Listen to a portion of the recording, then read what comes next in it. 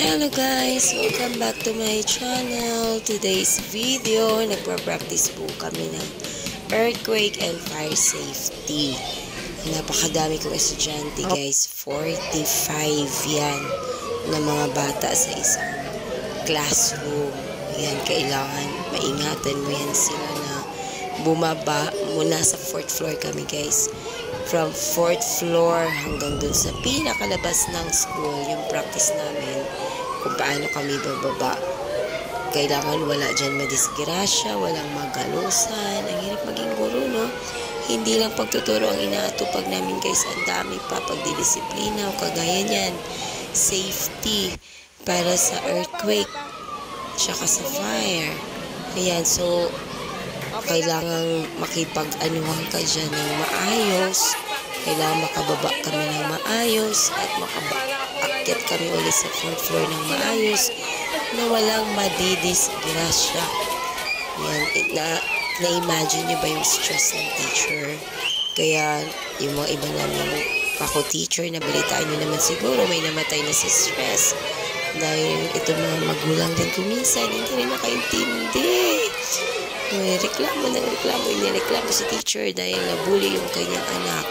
Naku po, mga dear parents, magtulungan po tayo kasi nakita niyo po yan, no? Nakita niyo yan? Ang hirap po yan.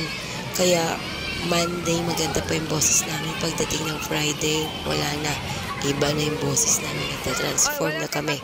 Hindi na maintindihan kung tao pa ba o hindi na.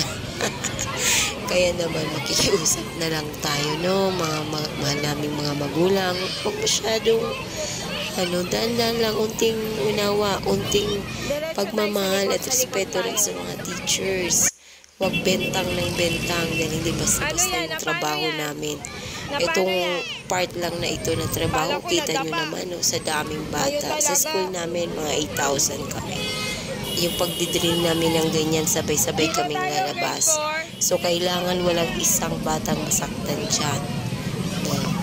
Kaya, tulong-tulong lang din mga parents, no?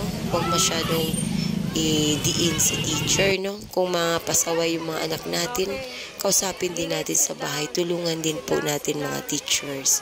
Yun lang. Sana po maunawaan nyo rin po kami dahil mahirap magturo, mahirap magdisiplina, makasuhan pa kami. Ay, nako. Punta na lang tayo sa Mars.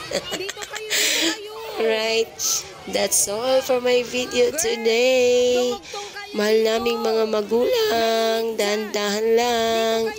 Tayo po ay happy lang at magtulungan lang po tayo sa pagtuturo ng ating mga anak.